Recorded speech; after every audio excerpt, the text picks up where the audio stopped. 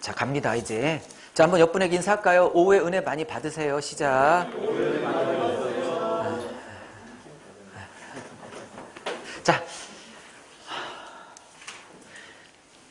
자, 이제 오늘은 8장, 아무리 못해도 10장 전까지는 끝내고, 또 내일 해야 되고 해서, 9장까지는 끝내야 될 것 같아요. 5까지는. 빨리 나가야 될 것 같아요. 할 수 있어요. 할 수 있어요. 막 스스로 마인드. 자, 핵심 포인트 3개가 중요하다고 그랬어요. 이 삶의 정황이 어떤가. 지찌민 레벤, 그죠? 삶의 정황이 어떤가를 꼭 아셔야 되고, 이건 66권 전체가 중요해요.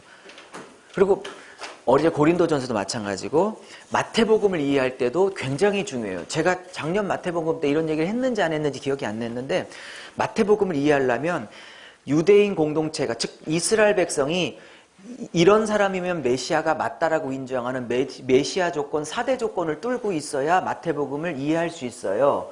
근데 제가 이 얘기 안 한 것 같아요. 제 생각에. 작년에 세미나 때 이런 얘기를 언급 자체를 안 한 것 같은데 왜 안 했을까요? 제가 깜빡했네. 메시아 조건, 4대 조건을 충족을 시켜야 그들에게는 메시아라고 인정되는데, 첫 번째 조건은 첫째, 다윗의 자손으로 와야 돼요. 그래서 1장 족보부터 다윗의 자손 그러고 얘기하고 있고, 마태복음 1장부터 28장까지 다윗의 자손이요, 다윗의 자손이요, 특별히 소경들이 예수님께 고쳐달라고 할 때 그렇게 다윗의 자손이라고 쓰는 것을 총 몇 번 나올까요? 10번. 예, 잘하셨어요. 10번 나와요. 10번. 그렇게 첫 번째 조건은 다윗의 자손이어야 해요. 두 번째, 메시아가 될 수 있는 4대 조건 중에 두 번째는 또 뭘까요? 반드시 모세와 같은 선지자이어야만 하는 거예요. 그것이 신명기 18장 15절인가요? 18절인가? 하여튼 18장에 나와 같은 선지자가 일어나니 너희들은 그의 말을 청종하라, 그렇게 말씀하시죠. 그래서 마태복음 17장에 보면 변화산에서 왔을 때 그의 말을 청종하라 했던 것이 그냥 했던 거 아니라 신명기 18장에 나오는 나와 같은 선지자, 그 메시아에게 청종하라 했던 말씀이 그대로 선포되어지는 건데, 성부에게 의해서. 이해하셨죠? 그래서 모세처럼 애굽에 갔다 나오고, 그렇죠? 광야 40년 겪고, 제일 중요한 것, 마태복음 8장 9장에 10가지 기적이 몰아서 나오는 것은 열재앙을 일으켰던 모세와 같이 열재앙을 통해서 새 출애굽을 시키는 새 모세를 그리고 있는 거예요. 그죠? 그래서 두 번째 조건을 충족시키고 있는 거고, 세 번째 조건은 뭐냐면, 자, 정리합시다. 첫 번째 조건이 뭐라고요? 다윗의 자손이어야 된다. 이게 마태복음을 이해하는 키예요. 강의 안에 다 들어가 있어요. 이거 작년에는 안 했던 것 같은 생각이 갑자기 들어서. 두 번째는 모세와 같은 선지자여야 되는 거고요. 세 번째는 뭐라고 생각해서 세 번째는? 세 번째, 이스라엘에게는요, 이렇게 4대 조건을 충족해야 메시아인 거예요. 그래서 마태복음에 이 4가지 사건들이 계속 나오는 거예요. 메시아임을 확증하려고. 세 번째 조건은 뭐냐? 엘리야의 사역이 있어야 되는 거예요. 그 전에. 그래서 엘리야가 3장에 등장하고 4장에 예수님이 그 바톤을 이어서 4장부터 예수님의 사역이 시작되는 거예요. 자, 네 번째 조건. 네 번째 조건은 뭐냐? 어제도 말했지만 이건 어제 얘기했네요. 메시아가 고쳐야 될 질병들을 고쳐내야 되는 거예요. 그래서 소경, 규명거리, 벙어리, 중풍병자, 안진뱅이 이거를 집중적으로 고쳐야 되는데, 그 성경 구절이 이사야 35장 5절에서 6절을 가지고 말씀을 드렸던 거예요. 그죠? 오케이? 자, 또 하나. 마태복음이 재밌어서 계속 하고 싶어서 계속 마태복음 얘기네요. 요까지만 하고 다시 들어갈게요. 제가 작년에 불쌍히 여기더라 헬라어 단어가 중요하다고 말씀드렸죠. 스플랑크니조마이, 혹시 기억나나요? 민망히 여기시더니 불쌍히 여기다, 스플랑크니조마이예요. 근데 스플랑크니조마이란 동사는 명사인 스플랑크논에서 나왔다고 말씀을 드렸어요. 스플랑크논은 사람의 내장 창자를 의미하는 단어예요. 맞죠? 근데 그게 한국말로 바꾸면 단장이 끊어진다, 그런 뜻이에요. 그러니까 예수님이 무리를 보시고 민망히 혹은 불쌍히 여기셨다 할 때 스플랑크니 보이는 단장이, 창자가 끊어지는 고통을 겪었더라, 이렇게 말하고 있는 거예요. 그게 11번 나와요. 몇 번이요? 마태복음 전체 11번이요. 자, 요까지만 얘기하고 넘어갈게요.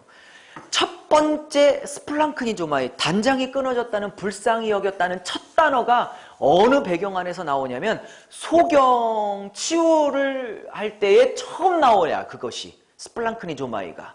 그리고 마지막 11번째 스플랑크니조마이가 쓰였던 문맥도 20장 바디메오가 나올 때, 그때 스플랑크니가 불쌍히 여겼다가 마지막으로 딱 나와요. 이 말은 예수님의 창자가 끊어지는 고통이 소경으로 시작해서 창자가 끊어지는 고통을 당하시는 그 마지막 단어가 또 소경이라는 것은 하늘 것에 눈 못 뜨고 있는 자들을 향한 하나님의 예수님의 끊어지는 고통을 양쪽이 말하고 있는 것이다, 이렇게 보고 있는 거예요. 하나님이 그렇게 하늘 것에 눈뜨기를 원하신다고. 땅의 것은 목사가 됐다 할지라도 땅의 것은 불을 켜서 땅에 돈 돌아가는 흐름, 사랑 끄들어 모으는 흐름 다 보고 있는데 진짜 복음에 눈 못 뜨고, 진짜 생명에 눈 안 뜨고, 진짜 영원한 것에 못 뜨고 있는 자들을 향한 주님의 찢어지는 창자의 단장의 고통이 처음과 끝을 그것으로 끝내고 있는 것도 신기하지 않아요? 다시 할게요. 신기하지 않아요? 그렇게 눈뜨기를 원하신다는 것을 그 첫 번째 단어와 마지막 단어의 그 배경이 소경치유로 일부러 의도적으로 배치하는 성령의 의도가 뭔지 아셔야 된다고요. 그렇게 눈뜨기를 원하신다고. 아까 우리 이 목사님께서 계시록을 본인도 잘 모르셔서 잘 안 하고 있다고 그렇지만 사실은 계시록은 분명히 말해요. 제가 그 얘기할 때 이것으로 오후 강의 서론을 시작했다고 확정을 했는데 이거예요. 22장 결여하면서 이 예언의 말씀, 다시 말하면 계시록 제발 좀 닫지 말라고. 제발 좀 닫아놓지 말라고, 계시록 좀. 제발 좀 열어놓으라고, 계시록 좀. 이제 다시는 임봉하지 말라고, 계시록을. 아멘? 근데 왜 임봉하고 있냐는 거예요. 계시록은 언제 닫혔냐? 7 두루마리가 다니엘서 12장 6절인가 보면 임봉하라, 덮어둬라, 열을지 말라, 그렇게 했던 다니엘서 12장 6절에 확인 좀 해주세요. 누가 12장 6절인지 한 확인만 좀 해주세요. 임봉하라, 열지 마라, 닫아둬라 했던 그 마지막 때의 계시가 이제는 6장에서 7인을 예수께서 떼시면서 완전히 열렸어요. 그리고 다시는 이 요한계시록을 임봉하지 말고 이제 공개적으로 가리키고, 공개적으로 알리고, 공개적으로 선포하고, 양육하고, 너도 알고, 너도 채우고, 가리켜야 되고, 다니엘서는 그걸 닫아두려고 했던 계시록을 6장에서 예수님이 6인을 떼면서 열어놓으셨고, 마지막 빠져나가시면서 하시는 마지막 말씀, 제발 좀 임봉하지 말라고, 이제는 가리키라고, 너를 채우라고, 성도들을 알게 하라고, 마지막 때일수록 계시록 가리키라고. 근데 우리는 자꾸 임봉해. 나도 모른다. 칼빈도 이것은 손을 못 대고 그냥 갔다. 주님이 막 가슴이 찢어져요. 주님은 마지막 때 마지막으로 말씀하셨어요. 빠져나가시면서 결호해서 제발 다치게 하지 말라고. 제발 좀 열어주라고. 이제는 너부터 열리고, 네가 열리면 성도 열고, 마지막 때일수록 계시록 좀 열어달라고. 그리고 마지막으로 빠져나가셨던 말씀, 우리는 어렵고 위험하다고 닫아놔. 안 그래요. 여셔야 하는 여셔야. 할렐루야. 다니엘서 12장 몇 절이에요? 어쨌든 4절이에요. 오케이. 그때는 닫혔어요. 그죠? 근데 열었단 말이에요. 6장에서. 그리고 빠져나가시면서 다시 이제 이 연거를 다시는 닫지 말고 제대로 가리켜달라. 할렐루야. 하시는 것입니다. 말씀하실 때 그렇게 서론 시작하면 되겠다 싶었어요. 자, 1장 갑니다. 이제 8장까지는 9장까지는 끝내야 되니까 재밌으실 거예요. 그리고 감동도 있으시고 특별히 위로받으시기를 바랍니다. 아까 우리 권영만 목사님께서 말씀하신 것처럼 나왔어 아멘 나왔어. 제가 저거 못 들어가지고 참 섭섭했거든요. 어제 아멘을 3번이나 아멘 저는 뻑죽 이렇게 해야 되겠네요. 이제 무슨 얘기 하려고 그랬죠? 여기 아까 우리 권 목사님께서 기도 참 은혜스럽게 잘 해주셨는데, 이렇게 예수 때문에, 복음 때문에 영혼 살리려고 당해주고 멱살 잡히고 욕먹고 그런 눈물이 있어야 씻지. 복음과 영혼 살리고 교회 살리려고 억울해서 흘린 눈물, 참으려고 흘린 눈물, 영혼 기다려주려고 당해준 눈물 때문에 울었던 눈물이 있어야 씻지. 이거 없는데 주님이 거기 가서 무슨 눈물을 씻어? 너는 복음과 나 때문에 한 번도 울은 눈물이 없다? 그러시면 뭔 눈물을 씻겠냐고요. 영혼 때문에, 복음 때문에, 교회 세우려고 억울해도 참고, 말하고 싶은데도 참고, 내가 입증하면 나는 속이 편하지만 영혼 놓치기 때문에 그 철없는 거 성숙할 때까지 5년이고 10년이고 어제 고린도 전선처럼 미련해지고 약해지고 찢기 돼서 받아줘서 철들면 그 사랑으로 녹여내려고 10년을 썩었던 눈물이 있어야 주님이 7장에서 닦아주지. 목회란 이름으로 웃기만 하려고 하는데 무슨 눈물이 있냐고. 울어본 눈물이 있어야 닦아줄 눈물이 있죠. 허그 보니까 멋있네 이 말. 다시 할게요. 울어본 눈물이 있어야 닦아줄 눈물이 있지.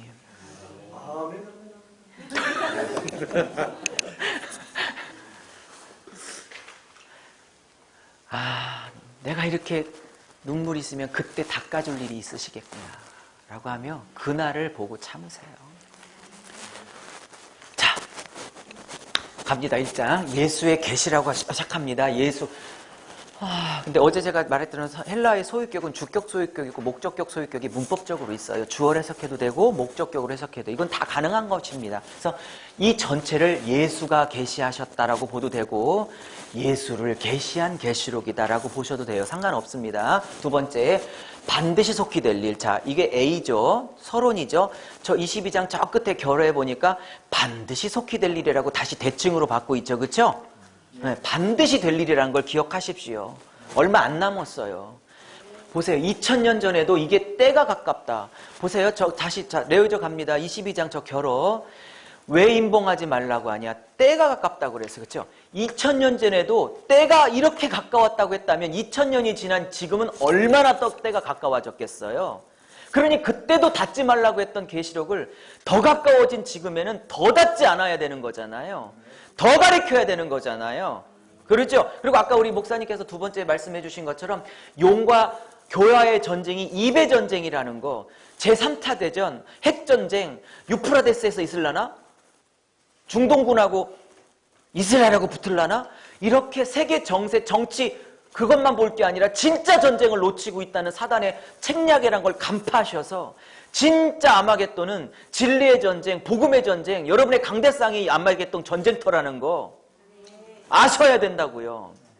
오늘도 아마겟돈은 지금 이 세미나도 있는 것이고 며칠 전에 설교하셨던 주일강당에도 이미 아마겟돈이 있었고 세상 가치로 심어주려고 하는 용의 세력과 하늘 가치를 심으려고 하는 목사님과의 아마겟돈 전쟁이 며칠 전에도 여러분 강대상에 있었다는 거, 그거를 자꾸 3차 대전, 중동전쟁, 물리적 전쟁으로만 보시지 말자고요.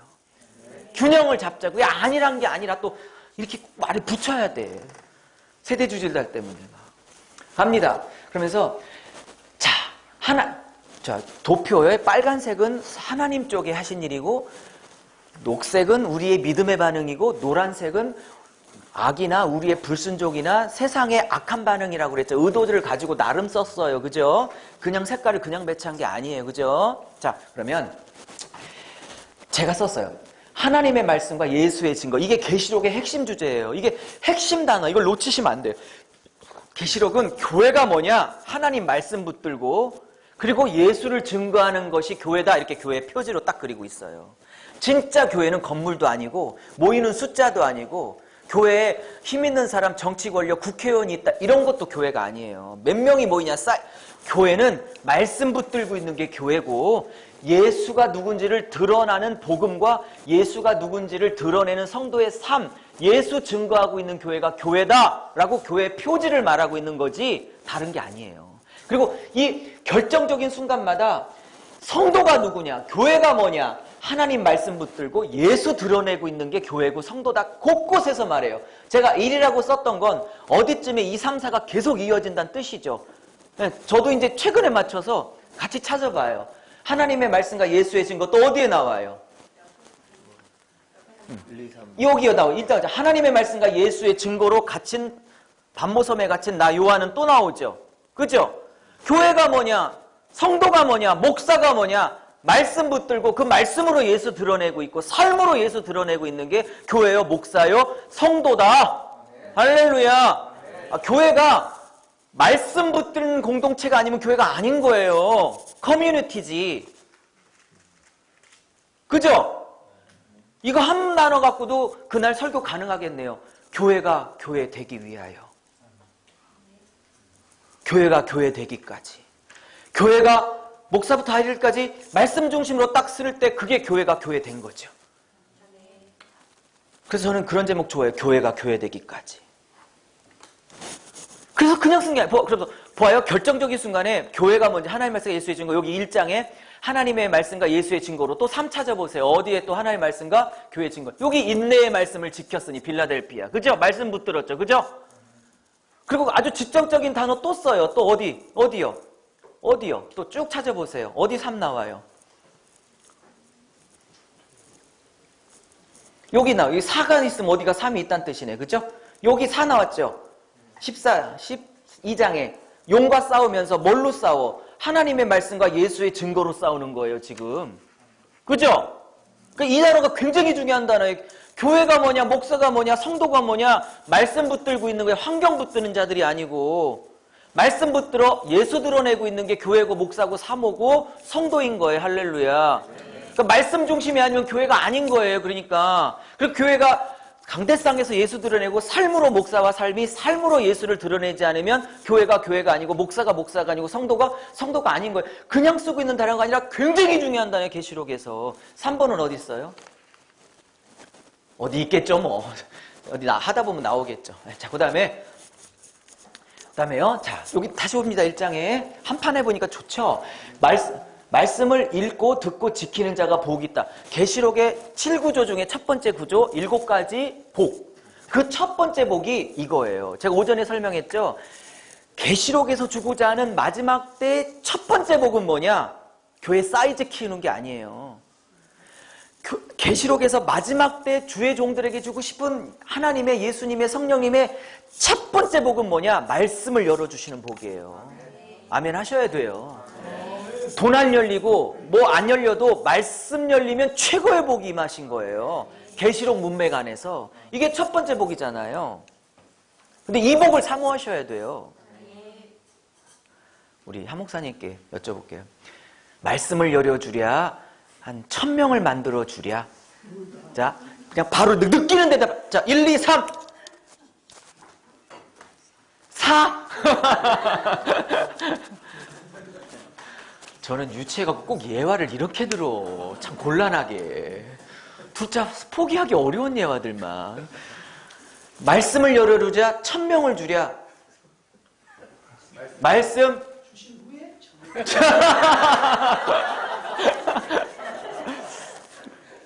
네. 두 마음을 품지 말라. 야고보서에서 오직 정함이 없으니 응답받을 줄 생각도 말라 이렇게. 야고보서에서 첫 번째 복이 마지막 때 정말 그 교회 그 성도 그 목사에게 열어주고 싶은 마지막 때 진짜 복은 말씀 열어주는 복이라고요. 그래서 용과의 전쟁을 능히 싸울 수 있는 그 말씀 열어주는 복. 이걸 복으로 가장 욕심낼 복으로 안 여기면 목사가 아닌 거예요. 죄송하지만.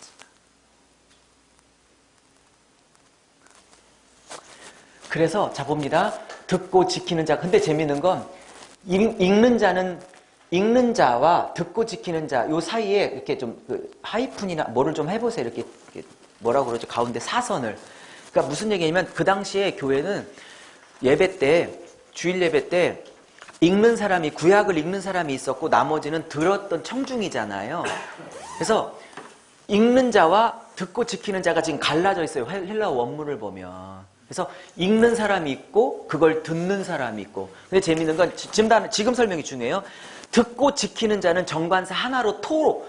이 헬라어의 토는 정관사거든요. 정관사 영어로 말하면 더. 그러니까 하나로 처리하고 있어요. 즉 듣는 것과 지키는 게 다른 게 아니란 뜻이에요. 예를 들어 영어로 얘기할게요. A teacher, a doctor 그러면 한 명의 선생님과 한 명의 의사 2명 얘기하는. 근데 a teacher and doctor 그러면 선생이자 곧 의사인 거예요. 듣는 자, 카이 지키는 자라고 하면 카이는 and란 뜻이니까 듣는 자는 곧 지켜야 한다 이렇게 한 사람으로 쓰고 있는 거라고 원문은. 이해하셨죠?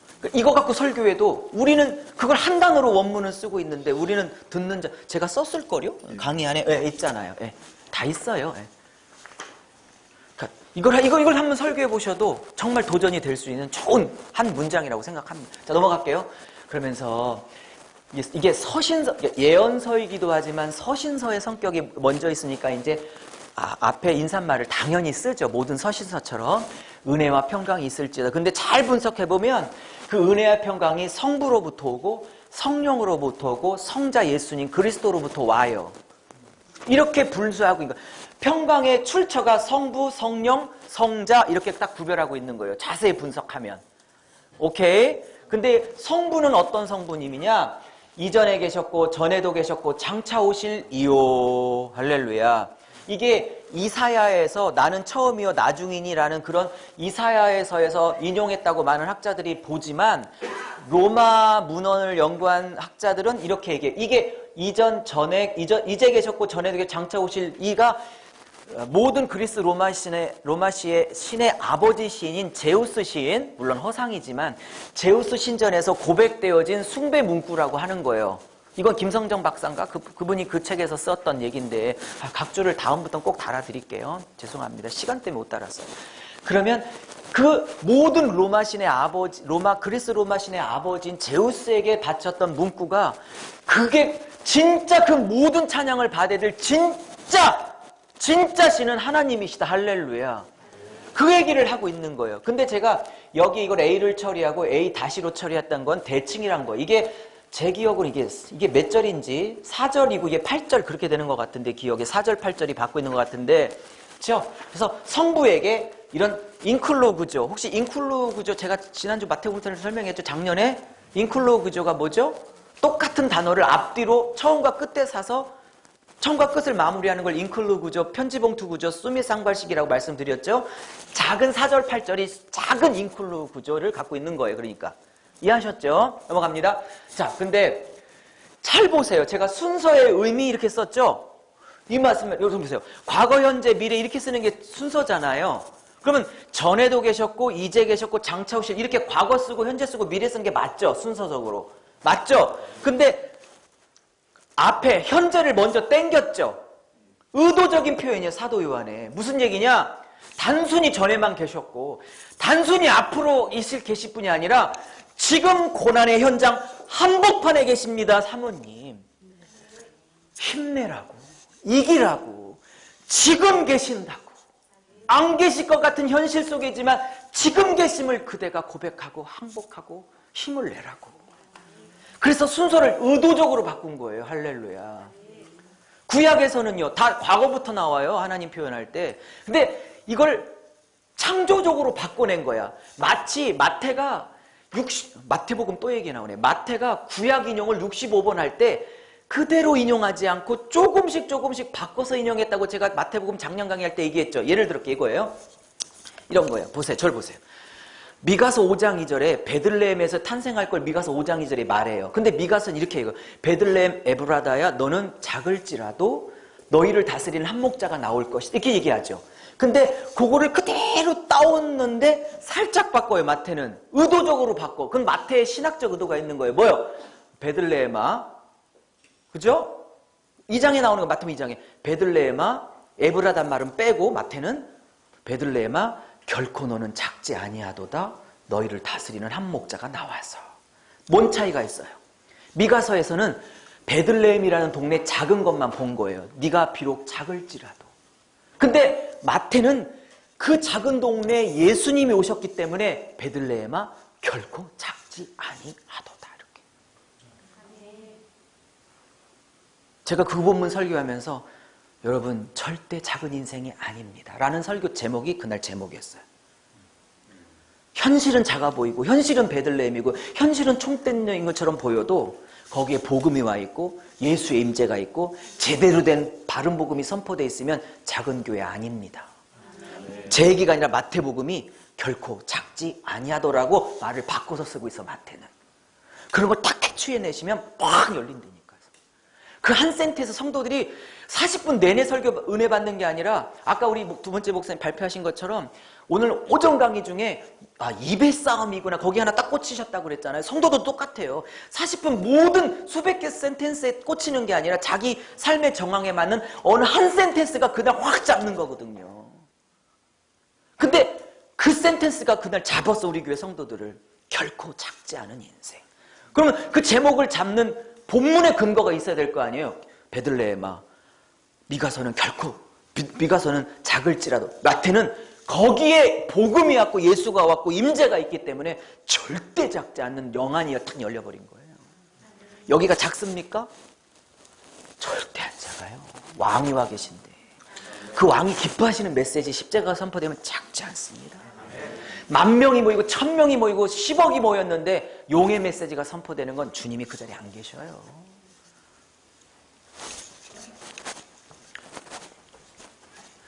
순서의 의미가 있다. 지금 현재 너와 함께 한다는 걸 얘기하려고 이 현재를 미리 땡겨 쓰고 있는 거예요. 자, 두 번째, 강의 안에 다 있습니다. 두 번째, 현재형이라고 제가 물음표 붙인 건 뭐냐? 틀려서가 아니라 현재형이라는 사실 아십니까? 이렇게 쓴 거예요. 무슨 얘기냐? 장차 오실 일, 그러니까 미래형 같죠? 헬라어 원문을 보시면요, 오고 계시는 현재형을 쓰고 있어요. 현재 분사형을. 현재, 헬라어에서 현재라는 것은 지금 그러니까 영어로 말하면 현재 진행형 ing형이에요. 그러니까 지금, 그러니까 단순히 미래에 오실 게 아니라 현실로 막 달려오고 계시고 있는 중이신 하나님, 현실을 바꿔내려고 임하고 계신 예수님이라는 현재형을 쓰고 있다고요. 느낌이 다르잖아요. 장차 미래 오실 일, 미래형이 아니라 미래에서부터 이 현실을 바꿔내려고 막 몰려오고 계신 예수님, 할렐루야. 에르코마이 이렇게 쓰고 있어요. 원어까지는 안 썼지만 그래요. 현재형이라는 거. 재밌는 거 저를 보세요. 로마서 할 때 갑자기 생각난, 로마서 할 때 사단이 우리를 정죄한다고 그래. 그것도 현재형이에요. 날마다 정죄. 그러니까 로마서 8장에 하나님 보좌 우편에서 우리를 위해서 간구하시는 예수님이라 할 때 하나님 보좌 우편에서 우리를 간구한다는 것도 현재형이야. 사단이 날마다 정죄하니까 예수님이 보좌 우편에서 날마다 변호하고 계신다는 뜻이에요. 그건. 이것도 현재형이야. 달려오고 계셔. 미래에서 그때나 보좌가 아니라 고난받고 있는 교회를 향해서 나가 달려가고 있으니 좀만 참어. 달려가고 있으니 조금만 참어. 이렇게. 느낌이 다르잖아. 힘내세요. 힘내세요. 오죽했으면 너에게 맡겼겠냐? 그렇게 보세요. 너만이 감당할 수 있어서 맡겼다. 그러면서 이제 성부는 역사의 주권. 자, 성령 하나님을 얘기하는데 성령 하나님은 보좌 앞에 7영이라고 얘기해요. 그래서 7은 성령이 0이 7개란 뜻이 아니라 성령이 그만큼 완전하시다는 완전수예요. 완전수에서 7이지 개수를 말하는 게 아닙니다. 근데 재밌는 건 보좌 앞에 있는 7영이라는 말이 중요해요. 성령은 단독으로 오시라시는 게 아니라 성부 하나님의 뜻을 받아 그 뜻을 이루시는 영이란 뜻을 갖고 있는 거예요. 이해하셨어요? 그러니까 성령은 스스로 일하지 않고 성부와 성자의 뜻을 받들어 그 뜻을 성취해내시고 적용해내시는 영이란 뜻이에요. 그래서 예수님의 십자가, 하나님의 성품과 반대로 통역이 나오고 예언이 나온다? 무조건 잘못된 거예요. 왜? 그분은 성부의 뜻과 예수님의 뜻, 그 뜻만 풀어내시는 분이기 때문에 성부와 예수님의 뜻과 반대되는 예언 사역이 나왔다? 잘못되고 있는 것이라고. 이해하셨죠? 자, 갑니다. 그러면서 보통 성부, 성자, 성령인데 성자를 제일 뒤로 뺀 것은 성자에 대한 얘기가 많으니까 뒤로 배치를 한 거예요. 이해하셨죠?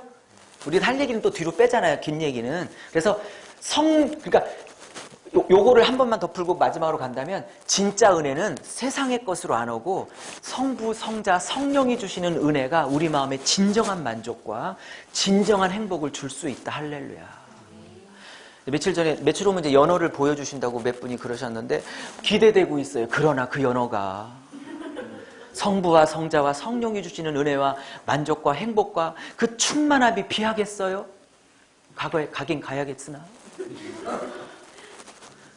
중요하죠. 그렇지만 중요하죠. 그러나 교회가 1000명으로 부흥한들 내 사례비를 교회에서 10배로 튀겨준들 할렐루야. 성부와 성령이 주시는 진짜 인생의 만족과 진짜 행복에 비하겠냐고요. 인사말이 아니라고요. 이것은 물론 인사말이지만 인사말이 아니라고요. 너희들의 진짜 행복은 내게 있다, 이 얘기를 하고 있는 거라고요. 할렐루야. 자요. 그러면서 이제 예수님으로 도우는 은혜와 평강이 있는데 예수님이 왜 은혜와 평강을 주실 수밖에 없는 분인가? 그분의 구속이 있었기 때문이다 라고 설명하고 있는. 그러면서 구속의 동기는 뭐였냐? 너희들이 잘나서가 아니고 구원받을 자격이 있어서가 아니라 내가 사랑했기 때문이다. 사랑하고 불쌍히 여겨서 너희를 구원했지 너희를 구원할 하등 자격과 조건이 너희들에게 없는 것이란다. 그냥 내 아들을 십자가에 죽일 수 있었던 그 첫 번째 근본 동기는 뭐냐? 너희를 향한 긍휼과 사랑과 은혜였던 것이다. 할렐루야. 그러므로 그 출발이 은혜였다는 거, 그 출발이 사랑이었다는 거. 할렐루야. 그러면서 하나님이 나를 구속하시고 사랑하시고 목사 만들 이유가 없는데 불쌍히 여기시는 긍휼과 사랑이었다면 너도 그것 때문에 어제 우리 계시록 고린도전서 배웠죠. 15장 나의 나된 것은 은혜가 나를 나되게 했구나.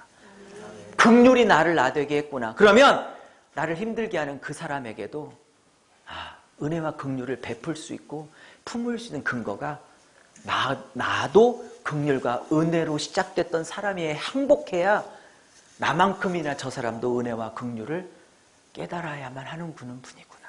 항복이 될 수 있는 것이지요. 할렐루야. 그래서 그 동기는 사랑이에요. 근데 예수님의 사랑은 말로만 한 게 아니라 실제로 삶으로 나타나셨어요. 구속의 동기는 뭐냐? 피로. 그 옆에다 써놓으세요. 아들의 생명값 이렇게 써놓으세요. 아들의 생명값. 피로. 아들의 생명값.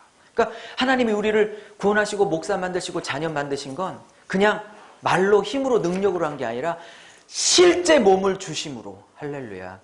실제 몸을 주심으로. 실제 생명을. 이 말이 중요한 말이에요.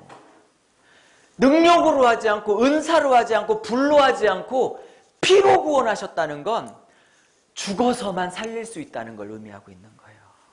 그러면 어제부터 제가 계속 얘기하지만 나도 누군가를 살리려면 죽어서 살리는 길밖에 없다는 걸 말하고 있는 거예요. 자, 세 번째 결과로 제가 썼어요. 죄에서 해방하셨느니라. 할렐루야. 할렐루야. 그건 결과예요. 근데 그 다음이 더 중요해. 그럼 왜 해방하셨냐? 그 다음이 중요해요. 아버지를 위해서 사시는 존재가 되기 위하여, 아버지를 위한 존재가 되기 위하여 구속하셨다는 거예요. 구속의 방향은 아버지 위해서예요. 제가 내년에 고린도 후서, 지금도 복사해서 환수막이 있는데 저를 보세요. 연말에 제가 많이 설교했거든요. 연말이 넘어가면 새해가 오면서 해피 뉴 이어 설교. 그리스도 안에 있으면 새로운 피조물이니 이전 것은 지나갔으니 보라 새 것이 되었도다. 그거 많이 했거든요. 그래서 새롭게 이제 금년 출발하자. 보통 많이 하시죠. 근데 문맥을 이제 보기 시작하면서 그걸 다시 보니까 거기서 말하는 새 피조물은 뭐냐? 바로 그 밑에 받고 있어요. 너희가 예전에는 너희 자신을 위해서 살았으나 이제는 너희 자신이 아니라 하나님을 위해서 사는 존재가 되었으니를 새 피조물로 받고 있는 거예요. 그러니까 고린도 후서에서 5장에서 말하는 새 피조물은 나를 위해서 사는 자에서 이제 아버지를 위해서 구속하신 예수를 위해서 사는 삶으로 방법과 가치와 동기와 목적과 인생과 방향과 그 태도 모든 것들이 전환된 자들을 새 피조물이라 하는 것이지 1년이 바뀌었다고 새 피조물이 아닌 것입니다. 아멘? 그러면 정말 구원받았다는 건 그 인생의 목적과 가치와 방향과 태도가 다 아버지를 위한 목적과 가치와 태도와 목표로 다 바뀌었다는 뜻이에요. 근데 구원받으면 우리는 아버지가 우리를 위해서 살아내시기를 원하죠. 아버지가 우리를 위해서 존재하기를 원하죠. No! 우리가 아버지를 위해서 존재한 삶으로 바뀌었다는 게 고린도 후서 새 피조물인 거예요. 진짜 새 피조물은 삶이 다 전환된 자를 말하고 있는 것이에요. 할렐루야. 아가서 보면 참 신기해요. 아가서에 그는 나에게 속하였고 나는 그에게 속하였다가 2번 나오거든요. 근데 초기에는 이렇게 얘기해요. 술람미 여인이 그는 나에게 속하였고 나는 그에게 속하였다. 중심이 어디 있어요? 내가 먼저고 그가 나를 위해서 존재해요. 근데 저 후반기로 가면 사랑이 바뀌고 성숙하고 자라나면 바뀌어요. 상황이. 미묘한 차이인데 다 잡아내셔야 되는 거예요. 뭐라고? 나는 그에게 속하였고 그는 나에게 속하였다. 중심이 바뀌었어. 센터가 바뀌었다고, 센터가. 초기에는 나를 위하여 존재하는 신랑이었는데 후기에 가면 이제 신부가 신랑을 위해서 존재합니다. 그래서 그게 앞장이고 그게 후장인데 아가서도 완전 재밌어. 아가서요. 또 할 거야. 아가서도 미치겠어. 아가서도 자랐어요. 많이 자랐어. 구원받았을지라도 나를 위한 하나님인가? 초기에는 그렇다. 며칠 전에 우리 두 아들이 아빠 끌어안에 6살짜리 아들이. 그래서 아빠가 이제 캐나다 간다고 못 본다고 이렇게 안겨줄라 했더니 와서 키를 재 갑자기. 띵! 둘째 아들은 제 배꼽, 큰아들은 여기. 그래서 아빠 작년에 나 배꼽이었는데 큰아들이 8살짜리가 갈비뼈 정도 오더라고요. 막 컸어. 그런데 막 너무 대견했는데 하필이면 가슴이 참 짠하고 찜찜하고 막 안타까웠어. 왜 기준이 나야? 나보다 더 컸다 봤자 120인데. 여러분, 성도들에게 가르쳐야 돼요. 나를 위한 하나님이 아니고 하나님을 위한 나라는 걸 분명히 가르쳐야 돼요. 구속의 목적이 아버지를 위한다는 거 꼭 가르쳐야 돼요. 그걸 아가서에 맞물려서 설교하면 굉장히 은혜가 있어요. 그는 나에게 속하였고 내가 중심이어서 초기에. 근데 아가서가 사랑이 성숙하면 나는 그에게 속하였고. 막 그런 거 보면서 막 가슴이 뛰어야 돼. 이거 이야기하기 주일 언제 오냐 이런 얘기 해야 되는 거예요. 네? 그랬으면 좋겠어요. 그러고 계시잖아요. 이미 그러고 계시면서 왜 그러셔요? 그러면서 나라와, 이건 사명이에요. 나라와 제사장, 그렇죠? 이건 사명. 여기서 나라는 건 바실레라는 헬라 원문을 쓰고 있는데 이것은 통치의 개념이지 주권, 다스림의 개념이 장소의 개념이 아니에요. 그러니까 내가 너를 구속한 목적은 나의 통치를 받는 자가 되기를 원한다. 그러면서 그 다음에 제사장을 순서를 안 바꿔. 이 순서는 한 번도 계시록 안에 안 바뀝니다. 즉 통치가 있으면 채워지면 흘려보내 누군가를 하나님께로 예수께로 인도하는 제사장 사명이 되는 것이에요. 통치가 먼저고 제사장인 거예요. 근데 우리는 목사 제사장 사명만 감당하려고 그래. 이 안에 채워지는 과정이 없어. 통치받고 다스리는 과정이 없이 나라가 먼저고 제사장 이렇게 순서가 가는 거예요. 목적은 영광을, 능력을 영영 세세토록 하나님께 드리려고 하는 거. 자, 그러면서 예수님의 재림의 약속을 얘기합니다. 구름, 강눈, 모든 족속이 애곡하리니 스가랴 12장을 이제 적용하고 있는 거예요. 학자들마다 이거는 재림 때 예수를 거부한 자들이 예수님의 재림에 대해서 막 통곡하고 이런 부분을 얘기하는 학자도 있고, 어떤 분들은 이게 예수님의 십자가와 부활과 성령의 역사로 예수님을 못 박은 자들이 회개하며 주님 앞에 돌아오는 회개의 역사를 의미한다고 보는 학자 두 진영으로 나눠져 있으면 상관없습니다. 근데 계시록 전체를 먼저 공부한 저로서는 두 번째 해석을 지지할 수밖에 없는 이유가 이런 거예요. 보세요. 자, 6장에 안 보이시나요? 6장에 6인 심판이 시작돼요. 그리고 8장, 9장에 7 나팔 심판이 시작돼요. 근데 문제는 이 8장, 어디 갔죠? 8장, 9장 끝에, 9장 어디 있어요? 네, 여기에 6 인재앙이 끝나고, 물론 순서의 개념은 아니지만 7 나팔 재앙이 2번씩이나, 물론 순서는 아니에요. 반복 계시니까 같은 건데, 오케이? 어쨌든 재앙이 2번씩이나 끝났는데 회개치 않더라가 8장 9장의 핵심 단어예요. 핵심 본문이에요. 8장 9장 나팔 계시의 핵심 본문은 뭐냐? 이렇게 했는데도 회개하지 않더라. 그게 핵심이에요. 그러면 마지막 재앙 시리즈인 대접 재앙 15장 16장에도 회개치 않더라가 2번 딱 나와요. 이 전체 문맥 안에서는 절대 회개하지 않는 것을 지금 말하고 있는 문맥 안에서는 여기에 통곡의 사건은 대부분 학자들이 말하고 있는 것처럼 재림할 때 후회하고 회개한다는 뜻이 아니라 예수님 십자가와 부활로 인하여 회개할 백성들의 회개 역사를 보는 게 저는 맞다고 생각이 들어져요. 그러나 양진영의 괜찮은 학자들이 양진영으로 나눠서 논쟁을 하고 있기 때문에 그 어느 해석을 취해도 상관은 없다고 봅니다. 그런데 제가 계시록 문맥 전체를 먼저 공부해 본 사람으로서 절대 하나님이 눈 열어주고 않고 하나님이 십자가를 깨달게 하시지 않고 하나님이 내 죄인됨을 깨닫게 하시는 성령의 은혜가 아니면, 이게 어제 고린도전서 1장이었어요. 성령이 아니면 그렇게 깨달을 자가 없다고 말했던 거 아니면 회개치 않습니다. 통곡치 않습니다. 왜? 마지막 대접 심판할 때도 혀가 아파서 깨물면서도 비방해. 깨물면서도 비방하지 애곡하며 통곡하며 믿을 걸 안 합니다. 이해하셨죠? 넘어갈게요. 뭐 그렇게 큰 문제는 아니고. 그 다음에 주 하나님 이렇게 나옵니다. 주 하나님. 자, 지금 오전에 못 드신 분들 때문에 잠깐만 한번 하면 계시록은 777 구조로 5번 되어 있다고 말씀드렸어요. 잠깐 복습해요. 7, 복, 7, 교회, 7, 인, 7, 나팔, 7, 대접. 이게 그냥 평신도 가리키는 수준이고요. 두 번째, 목회자들은 요 정도는 아셔야 된다고 그랬죠? M, 푸뉴마 구조 4번, 1장 10절, 4장 2절, 17절 3절, 21장 10절, 그죠? 4번 나왔죠? 4번의 환상덩어리를 반모섬에서 나와서 이어 붙여서 이것이 나왔다고 말씀을 드렸어요. M, 푸뉴마, 단순히 문자로 학문적으로 풀을 게 아니라 힘들고 어려울 때마다 성령에 붙잡히고 하늘의 음성에 붙잡히고 하늘의 위로에 붙잡혀야 된다고 설교하시라고 말씀을 드렸어요. 그죠? 그 다음에 세 번째 구조, 키아즘 구조가 더 중요하다고 말씀을 드렸고, 그죠? 이 A와 A-B와 B-는 반드시 논리적인 연관계를 계속 갖고 있고, 그 몸통은 D고 4장부터 19장까지 심판 시리즈가 몸통이고, 그 심판 시리즈 D의 핵심은 역시 11장 15절로부터 19절까지 나오는 세상 나라가 예수 그리스도의 나라로 바뀌어서 예수님이 왕노로 타신다는 게 계시록의 핵심 주제고 성경 전체의 주제고, 그것 때문에 내가 너를 밴쿠버의 목사로 불렀다는 것이에요. 그죠? 그래서 1장을 지금 풀어가고 있어요. 그죠? 됐죠? 네.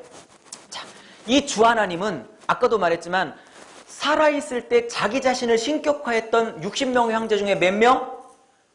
3명 중에 마지막 황제인 도미티안 때 쓰여졌던 것이기 때문에 제가 강의 안에는 써놨어요. 그들이 실제로 어떻게 고백하고 있는 원문을 써놨고요. 네. 우리말로 부르면 도미티안이 주요 하나님입니다. 절 보세요. 도미티안은 자기가 살아있을 때 스스로 황제로 스스로를 원로원을 압박하여 스스로를 황제로 추대했던 3명의 황제, 갈리큘라, 네로, 도미티안, 이 3대 신격 황제 중에 하나였기 때문에 말도 못해. 로마 황제 숭배가. 근데 1년에 한 번씩 신상에 가서 도미티안이 우리의 주요, 우리의 하나님입니다, 우리의 신입니다라고 고백하는 자에게 666 표딱지를 주어서 그거를 매매를 하도록 허락을 했기 때문에 이 숭배가 심했죠. 그래서 그런 문맥 안에서 요한복음에 도마에게 좀 넣어봐, 만져봐, 실제 만지진 않았어요. 그렇죠? 그러고 난 다음에 도마가 고백했던 당신은 나의 주요, 나의 하나님이란 고백이 이 문맥 안에서 어떤 의미를 갖는지 알아셔야 되는 거예요. 그러니까 이 문맥을 모르고 도마가 나의 주, 나의 하나님이요 고백했겠네. 그게 아니고요. 모든 사람이 도미티안을 나의 주요, 나의 하나님이라고 고백하지 않으면 모가지가 댕강댕강 잘려나가는 그 순간에 도마가 나의 주는, 나의 하나님은 당신 예수 그리스도이십니다. 죽음을 각오하고 고백했다는 그 고백이라는 걸 아셔야 되는 거예요. 그러니까 원독자의 상황이 어떤지를 알아야 요한복음에 그 단어들이 다 뚫리고 그 의미가 막 살아나게 되는 거예요. 그래서 고린도전서 12장 3절에 어제 배웠잖아요. 이 상황 속에서도 예수를 그리스도라고 고백할 수 있게 하는 것은 성령이라고. 예수 그리스도를 성령이 아니고는 주라 시인할 자가 없다고, 성령은 저주할 자라고 말하지 않는다고 하는 이유는 그 당시에 예수가 저주받을 자야, 저주받을 자가 아니야 그랬을 때 저주받을 자야 그럼 오케이 통과, 저주받을 자가 아닙니다 그러면 죽여, 이렇게 나온 상황 속에서 그 죽음의 순간 속에서도 예수가 나의 주여라고 고백하는 건 그 상황 속에서 성령 아니면 안 된다고. 그 얘기를 고린도전서 12장 3절에서 얘기해요. 그 문맥 안에서 마태복음에 누구든지 마지막 날에 나를 시인하는 자를 내가 시인할 것이, 나를 부인하는 자를 부인할 거랬던 그 시인이 그 문맥 안에서 보셔야 생생하게 살아나는 것이죠. 이해하셨죠? 그러니까 목회가 잘 나가고 막 1000명 모이고 막 사례비를 9만 줘, 사례비 좀 9만 줘. 그런 날이 있으면 얼마나 좋을까. 사례비 좀 9만 줘. 나 쓸 데가 없어서. 그럴 때 나의 주, 나의 주 나의 하나님이 아무나 다예요. 근데 몇 달 몰리고 관리소장 7달 피해 다니고 그때 도저히 나의 주 나의 하나님이라고 고백할 수 없는 상황 속에서 환경과 상황이 어떠할지라도 당신은 나의 주 나의 하나님이요 그 상황 속에서 주만 사랑합니다. 그게 진짜 찬양이지.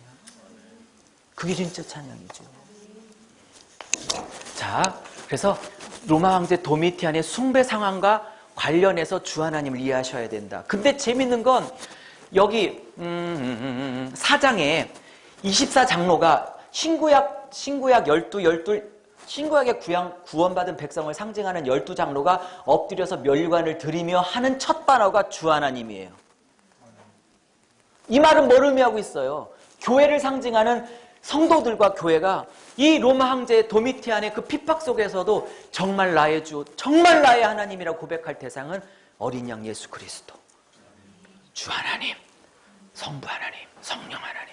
고백해다 촉구하고 있는 거예요. 할렐루야. 생각난 김에 혹시 또 잊어버릴까봐. 잊어버릴까봐. 생각날 때 해야겠네. 6번째 인재앙이 1재앙, 2재앙, 1재앙, 흰말재앙, 2 붉은말, 3 검은말, 4 청황색말 나오고 6번째 우주적 심판이 있기 전에 5번째는 재앙이라고 보기 좀 어려운 먼저 순교하신 순교자님들의 신원기도가 나오죠. 그쵸? 그쵸? 그리고 우주적 심판이 있어요. 예수님의 재림을 상징하는. 그죠? 그리고 8장에 7가지 나팔재앙을 시작할 때 1나팔, 2나팔 재앙을 시작하기 전에도 다시 성도들의 기도 본문이 있고 나팔재앙이 시작돼요. 그죠? 그죠? 그죠? 구조가 똑같죠? 이 말은 기도를 통해서 심판하기 시작한다는 거예요. 이거를 교회 안으로, 저는 목사니까 교회 안으로 적용하면 기도가 많이 있어야 된다는 의미예요. 교회를 공격하는 영적 세력들을 향한 그 김대접의 기도가 충분히 쌓여져 있는 교회가 필요하다는 거고, 역으로 뒤바꾸면 영적 기도가 충분하지 않는 교회, 사단의 공격을 제압할 수 있는 하나님의 근거가 없어지기 시작하는 거예요. 이 기도 해양이 충분했을 때 이 대접을 엎어서. 근데 재밌는 거 있지 않습니까? 기도를 대접해 받잖아요. 맞죠? 5장에서도 기도를 대접해 받고 8장에서도 성도들의 기접을 금대접해 받잖아요. 그죠? 근데 이 세상을 맞추는 마지막 심판의 시리즈가 대접재앙이에요. 꼭 이상하다고 생각 안 하세요? 기도를 대접해 받았는데 마지막 재앙이 대접재앙이야. 의미가 있는 거죠. 힌트를 드리고 있는 거예요. 자, 또 하나 잊어버릴까봐. 지금 6장부터 이제 3가지 심판 시리즈가 인나대가 시작되잖아요. 근데 4장, 5장에 지금 천국의 천상 예배 찬양 장면을 얘기하고 있죠. 중간중간에 기도를 얘기하고 있죠. 그죠? 이 말은 뭐냐? 원독자 상황에서 로마의 도미티안 황제의 핍박이 너무 거세고 유대교의 지금 그 배교를 종용하고 강요하는 유대교의 그 전선이 너무 강력하고, 그죠? 먹고 살 길 없고 지금 유혹이 있고 현실적인 문제가, 그러면서 너무 힘드니까 초대교회 공동체가 뭐를 잃어버리고 있냐면, 혹시 동의가 되시면, 은혜가 되시면 아멘 한번 해보세요. 뭐냐? 제 목회 경험도 그렇고요, 개인적 경험도 그렇고, 적당히 힘들면 기도와 찬양이 되더라고요. 근데 너무 죽을 것 같으니까 기도가 안 나와.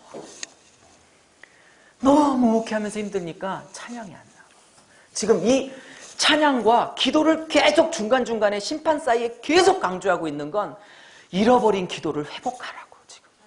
잃어버린 찬양을 회복하라고, 지금. 초대교회가 그만큼 힘들어. 혹시 제 말이 혹시 목회적 경험으로 혹시 동의가 되시면 끄덕여 보셔요. 적당히 힘들 때는 기도와 찬양을 하겠더라니까. 그러니까 너무 막판에 몰리니까 기도가 안 나오더라니까. 혹시 동의가 되셔요? 네. 둘 중에 하나지. 너무 몰려도 기도가 잘 나오든지 너무 몰린 때가 없었든지.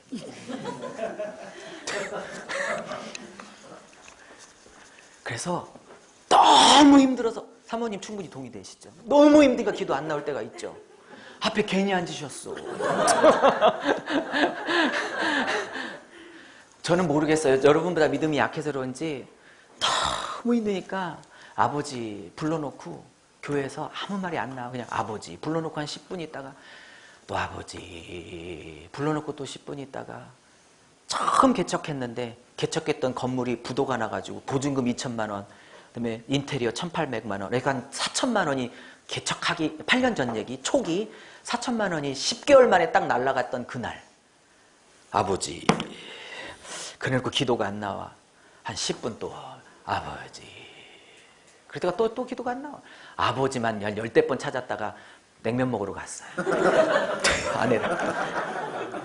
우리 아내는 아버지도 안 불러. 짧게 주여. 주여. 어쩌리. 아버지 도와주세요도 안 나와요. 그냥 아버지. 그리고 근데 제 마음에 도와달라. 어쩌면 좋아요. 4천 날라갔어요. 그런 얘기 안 해도 다 한다 하시는 것 같았어요. 한 10대 번 부르니까 아부도 안 나와. 그래서 막판에 몰릴 때를 대비해서 평온할 때 기도를 쌓아놓으셔야 하는 거예요. 왜 중간중간 기도, 왜 중간중간 찬양을 그렇게 지금 깔고 가고 있냐면 너무 힘들어서 이 기도를 잃어버렸고 너무 힘들어서 지금 예배를 찬양을 잃어버린 기독교 공동체에게 초대교회 공동체에게 내가 함께하니 다시 시작하라고 다시 일어서라고 계시록을 이렇게 풀어야 은혜가 있는 것이죠. 너무 힘들어서 기도와 찬양이 입에서 오랫동안 말라 계신 분들이 계시다면 나을 통해서 잃어버린 기도, 잃어버린 찬양, 잃어버린 예배가 회복되시기를 주님의 이름으로 축복드립니다. 이렇게 한번 설교하면 성도들이 마음이 따뜻해지고 그래 다시 기도해야지, 그래 다시 찬양해야지, 그래 다시 주님을 붙들어 봐야지, 할렐루야 그렇게 돼요. 근데 이거를 막 재림 증존이 언제 오실 거니 우리는 몇 장이 있니 인터넷에 며칠 전에 쓰나미 나서 쓰나미 그렇게 볼 문제가 아니라고요. 은혜로 풀어야 한다고. 이것도 은혜로 일관되게. 지금 1장만 해도 설교하고 됐다 많아졌죠. 그죠? 그렇다고 해주세요. 아니요. 갑니다. 그러면서 알파요 오메가요. 자, 1이라고 썼던 건 어디쯤에 2가 있다는 뜻이죠? 그러면 성부가 알파요 오메가요를 얘기해요. 그러면 성자가 2장 시작되기 전에 알파요 오메가를 자신이 한번 하십니다. 어디 있어요? 여기 있네요. 예수님의 선포. 레이저 보이세요? 나는 처음과 나중. 이건 예수께서 하시는 선포입니다. 이렇게 2번 나오고 저 끝으로 갑니다. 자, 레이저 따라오세요. 자, 저 끝에 21장에 성부가 한번 자기가 알파요 오메가라고 자기 자신을 밝힙니다. 이건 성부 얘기입니다. 알파요 오메가입니다. 그리고 22장에 성자가 예수께서 마무리로 자기가 하십니다. 알파요 오메가요 처음과 나중에 시각 제일 많이 붙이시죠. 그럼 2번 결어에 2번 있고 1장에 2번 있어요. 총 4번 있습니다. 대칭입니다. 그죠? 그러면 알파요 오메가는 헬라어 단어가 처음이 알파고 끝이 오메가예요. 끝! 아닌 거죠. 여기서 알파요 오메가라는 건 뭐냐면 지금 포기하려고 하고 있는 기독교 공동체, 목회 때려치려고 지금 하고 여기 밴쿠버 세미나가 나 마지막이야. 그런 분들에게 지금은 끝인 것 같고 지금은 다인 것 같고 지금은 소망이 없어 보이고 앞이 안 보이고 이 교회가 도저히 희망이 없어 보이고 나 며칠 전에 어떤 분에게 들었던 얘기 대전에서 우리 교회는 희망이 없어 보여요. 아무리 해도 안 돼요. 그만하려고요. 그렇게 말하셨던 분이 계셨어요. 그런 분들에게 지금 환경과 상황과 형편을 보면 그런 생각이 들지. 그러나 시작한 이가 나기에 끝도 내가 내리라. 네가 시작한 게 아니라 내가 시작했고 끝도 내가 완성하리라. 이 말을 풀으면 알파 오메가를 4번 나온 걸 풀으면 그게 1장과 끝장에 대칭하고 있다는 걸 풀으면 나는 중간에 힘들다고 버리는 법 없고 중간에 어렵다고 중단하는 법 없고 손을 놔버리는 것 없이 나는 시작했으면 완성한다. 어제 고린도전서 1장에 그렇게 10가지 문제가 많았음에도 불구하고 감사를 하고 시작하는 이유는 서양 주석가들이 푸는 것처럼 10가지를 혼내기 위해서 작전을 미리 써서 이제 필 준비를 하고 있는 것이다라는 게 아니고, 그렇게 산더미 같은 10가지 문제가 많음에도 불구하고 시작하셨으면 완성하실 하나님의 은혜가 먼저 보여서 감사 기도를 하고 시작한다고 말씀드렸어요. 아무리 산더미 같은 교회고 문제가 많이고 희망이 안 보이는 목회일지라도 하나님이 시작하셨으면, 그러니까 저희 교회 목사님이, 권사님들이 수준이 높아요. 목사를 거꾸로 위로하는. 제가 목회가 너무 힘들고, 권사님 참 목회 힘들다 그랬더니 저를 위로하시면서, 목사님 이렇게 아무리 목사래도 연륜은 못 속이는 것 같아요. 권사님이신데 60이 넘으시니까 이런 일을 다 겪고 하시니까, 목사님 힘들지만 하나님이 이 교회를 시작하셨으니까 하나님이 이 교회를 맞추실 거예요. 권사님 이번 주에 설교하실래요? 설교는 그분이 하시겠다라고 그 주간에. 그 얘기예요. 그 얘기. 알파 오메가가, 종아 내가 시작했으니 내가 마친다. 힘을 내라. 요 힘내란 말이 없지만 다 들어가 있는 거예요, 여기에. 하면서 전능자. 왜 전능자란 단어를 일부러 A에 없는 A-의 전능자를 한 번 더 붙이냐면, 이 상황이 역전될 거라고는 도저히 생각이 안 되는 거예요. 이 도미티안 유대교의 핍박이 너무 거세고 너무 강력하고 너무 퍼펙트해서 도저히 이길 수 없을 것 같은 그 상황 속에서 내가 전능한 것을 믿냐? 내가 네 교회의 상황을 바꿀 수 있다는 전능자란 걸 믿냐? 할렐루야. 그 얘기를 하고 있는 거예요. 제가 캐나다 오기 전에 마지막 주일 설교 본문이 창세기 49장 나는 담장 너머로 뻗은 그 요셉의 축복, 가지가 담장을 넘는 축복, 그 설교하고 왔거든요. 1년에 꼭 한 번씩 축복 설교해요. 하는데 요셉이 재밌는 게 있어요. 아유, 너는 담장 넘는 가는 축복이 있다. 그러면서 또 축복을 얘기해. 근데 그 사이에 많은 사람들이 활로 너를 쐈도다. 그런 부분이 딱 있어요. 그러니까 축복 그러면서 중간에 활로 너를 괴롭혔던 얘기. 그게 딱 중간에 구조적으로 부분 구조로 배치돼 있어. 이 말은 그렇게 요셉 혼자만의 행복이 아니라 그 행복이 넘어서, 담장 넘어서 열방과 민족을 살리고자 하는 사명자로 세웠다는 뜻이거든요. 그죠? 그럼 그 축복과 축복 사이에 활이 너를 쐈도다 알았던 고난이 있었다는 건, 내 축복이 흘러 영혼들을 살리는 담장 넘어가는 가지가 되기 위해서, 그 자리에 가기 위해서 그 중간에 남들이 너에게 활을 쏘는 연단과 훈련과 과정을, 고난을 겪어야 하느니라. 이렇게 나오거든요. 근데 그 마지막 본문에 너에게 복주마 그러면서 전능자라 이렇게 써. 왜 쓰냐면, 요셉이 감옥살이 10년, 감옥살이 3년, 종살이 10년, 총 13년 동안 그 자리에서, 그 밑바닥에서 총리로 올라오는 그 순간까지, 그 마지막 날까지 이 상황이 역전될 거라는 꿈도 못 꿨어요. 근데 전능자가 그렇게 하는 거라고. 그래서 전능자란 말을 그 49장 끝에 요셉의 기사를 마무리하면서 저는 딱 쓰고, 이것도 마찬가지라고. 도저히 역전되지 않을 것 같은 초대교회 현실 속에서 내가 너와 네 목회와 너의 삶을 바꿀 거라고 믿냐?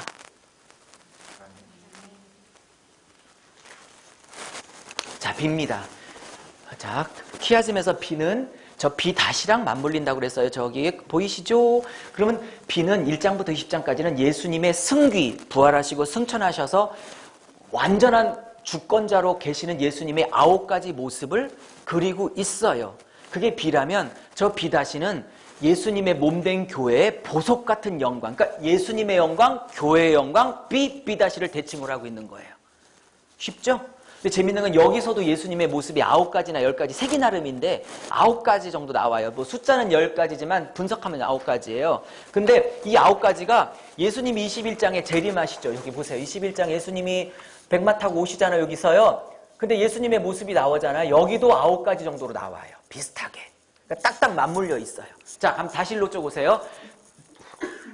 자, 그러면서 사도 바울이, 죄송합니다. 사도 요한이 자기를 소개합니다.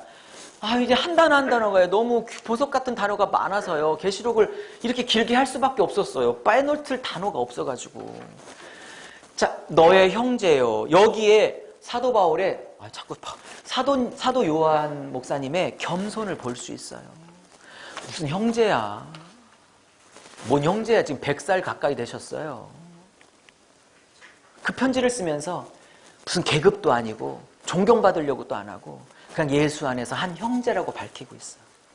그러면서 예수의 환난과 나라와 참음에 동참하는 자니 할 때 예수의라고 우리나라는 번역했지만 헬라 원문을 보면 엔 크리스토스 이렇게 나와요. 즉 예수 안에 있는 환난. 할렐루야. 이 말은 예수 안에 들어오면 축복과 대박이 열리는 게 아니에요. 예수 안에 들어오는 순간 예수 꾼다운 하나님의 자녀답게 만드는 고난이 시작되고 연단이 시작되고 훈련이 시작되는 거예요. 예수 안에서 연단이 있어요. 환난이 있고 고난이 있어요. 근데 문제는 그 환난과 그 나라와 그 참음에 동참하고 있는 자래요. 근데 뭐 때문에 환난을 받고 뭐 때문에 고난을 받고 있냐? 딴 게 아니에요. 아까 여기 1장 초기에 나왔던 것처럼 교회가 뭐냐, 성도가 뭐냐, 목사가 뭐냐, 하나님의 말씀과 그 말씀의 중심인 예수 드러내는 일 때문에 환난이 있고 고난이 있고 참음이 있고 억울함이 있고 핍박이 있고, 그죠? 아멘? 그러니까 하나님 말씀과 예수 드러내려, 복음 드러내다가 오는 환난과 핍박, 그것이 물리적인 장소는 밤모섬이란 거에 불과한 거예요. 그러니까 진짜 예수의 참종이면 개인적인 밤모섬이 있어야 하는 것입니다. 나의 밤모섬이 있어야 하는 것입니다. 아멘? 물리적인 장소는 밤모섬, 여러분의 밤모섬은 여러분을 힘들게 하고 아프게 하는 것뿐만 아니라 거꾸로는 내가 하나님의 말씀 증거하고 예수 증거를 드러내고 있는 자라는 역증거이기도 해요. 아멘. 그 다음에 그 밤모섬에서 지금, 근데 하나만 더, 이 환란이란 단어 있잖아요. 로마서 얘기할 때 제가 작년에 얘기했는데 이 환란이란 단어가 들립시스예요. 이 들립시스란 단어는 뭐냐면 꽉꽉 위에서 누르다 이런 뜻이에요. 그래서 이 들립시스라는 헬라어 단어 때문에 라틴어 단어가 탈곡기라는 라틴어 단어가 나왔어요. 그래서 이 환란은요, 탈곡기가 뭔지 아시죠? 알곡 뽑아내는 거예요. 무슨 말인지 아시죠? 환란은 나의 육적 자를 다 벗겨서 하나님이 원하시는 알곡으로 만들어내는 환란이에요. 다 빼서.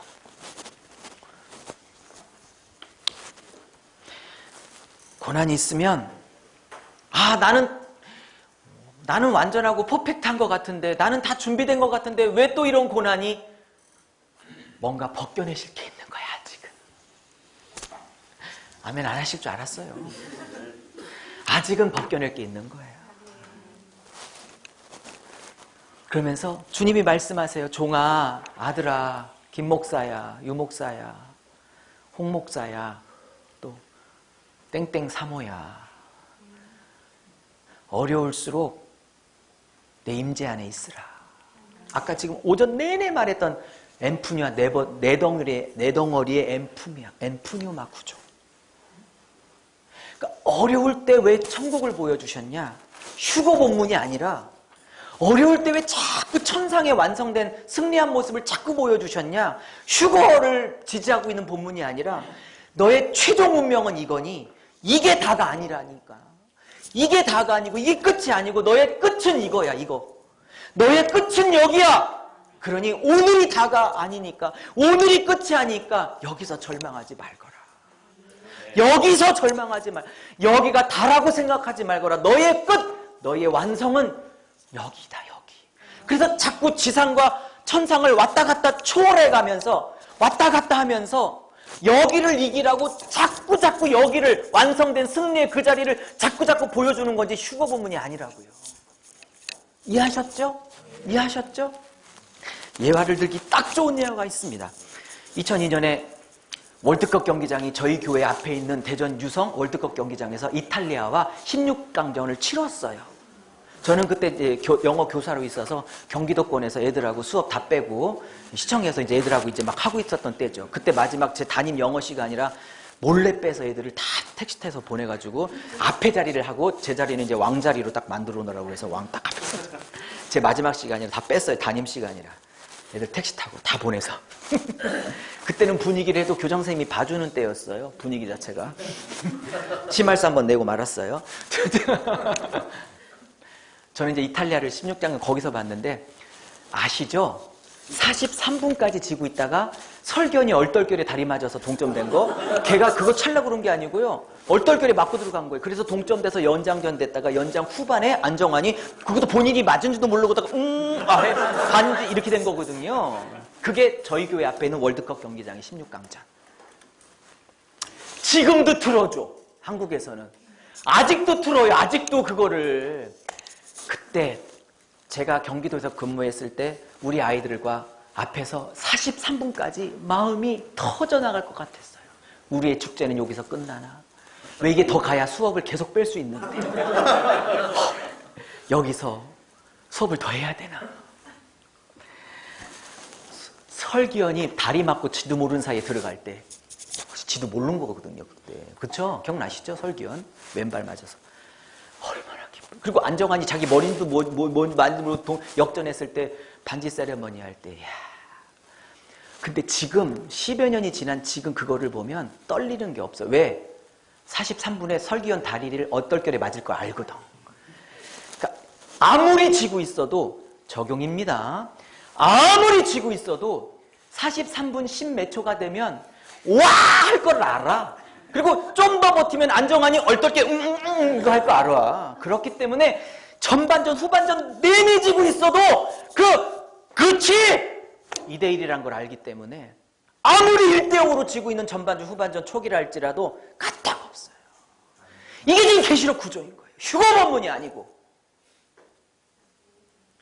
네 끝은 1대0이 아니라 43분 15초 설견 얼떨결 이거다. 힘내라. 이겨라. 내가 함께한다. 죽을지라도 이겨라. 그럼 이기려면 도미티안을 빨리 직사시켜 주세요. 그거 없어요. 네가 죽을지라도 이겨라. 나를 붙들고 할렐루야. 그 얘기를 하고 있는 것이라고요. 어제 기억나세요?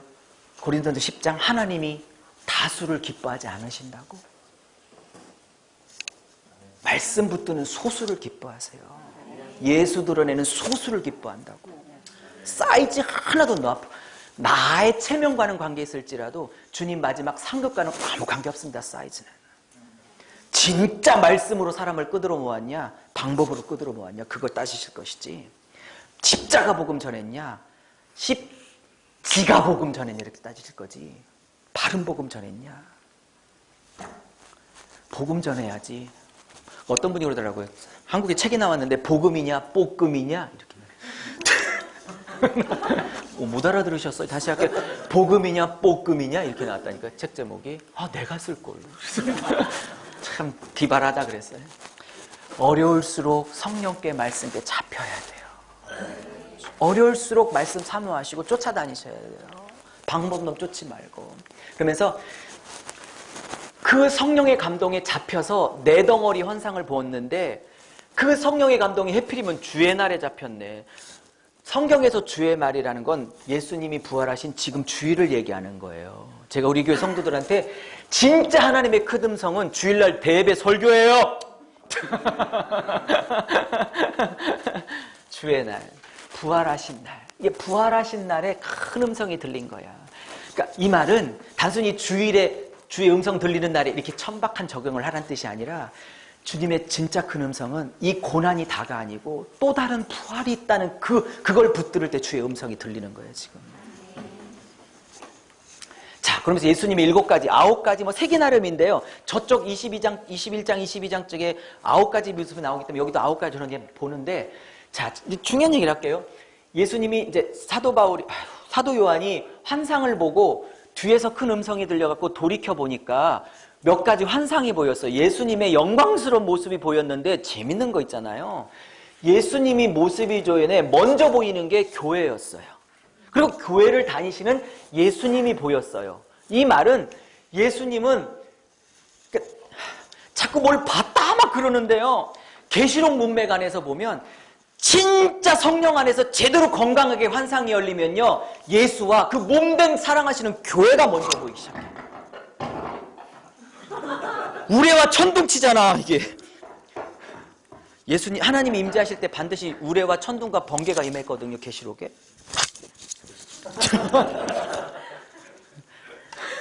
임재 사인이야, 이게. 진짜 성령 안에서 환상이 제대로 성경적으로 열리면요, 교회에 관한 비전이 열리게 돼 있어요. 그리고 교회를 거니시는, 그러니까 자나깨나 예수님은 자신의 몸된 교회밖에 없어. 그리고 진짜 성경적인 은사가 제대로 열렸으면 교회 세우는 환상이 열려요. 교회 세우는 환상. 돈 뜯어먹는 환상 말고, 사기치는 환상 말고, 진짜 성령이 거룩한 은사와 환상은 제대로 열리면, 저희 교회도 입신 사건이 가끔 있었는데, 진짜 입신 사건이 성령 안에서 있으면 그 몸된 교회와 그 사랑하시는 교회 영혼들을 향한 환상이 열린다고. 영혼 세우는 환상이. 영혼 세우는 환상이 열린다. 영혼 세우는 환상이. 뭐 쓸데없이 뭐가 보여, 뭐 들려. 제발 좀 그러지 마시고. 그러면서 교회가 먼저 보였어. 교회가 먼저.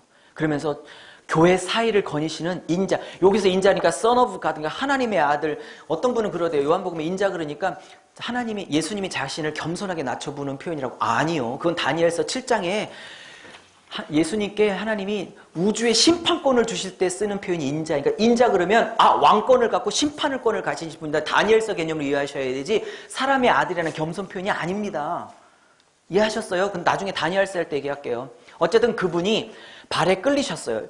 자, 28장 4절 찾지 마시라고 다 써놨습니다. 교재에. 못 찾으세요. 왜냐하면 거의 300구절이 가까이 되기 때문에 인용구절이 그걸 일일이 찾으면서 계시려고 복습할 시간이 없으셔서 다 넣어드렸어요. 복습하시기 편하시라고. 그러면 당연히 제사장입니다. 금띠는 왕권이고요. 머리털이 양털 같아요. 다니엘서 7장 9절 거룩을 얘기하는 거고요. 불꽃 같은 눈, 요 단어 중요해요. 이 불꽃 같은 눈은 7교회 중에 어떤 모습으로 나타나면 찾아보세요. 불꽃 같은 눈으로 나타나신 교회. 여기 있네. 두아디라. 그죠? 그러니까 여기 9가지 예수님의 모습과 나타나는 모습이 다 겹쳐요. 1장과 2장, 3장에. 여기의 모습대로 나타나세요. 근데 어떤 교회에서는 불꽃, 어떤 교회에서는 주석발, 어떤 교회에서는 자구의 날성검. 그 교회가 심판받고 책망받을 게 있으면 주로 발이나 검 이런 걸로 나타나시고. 그죠?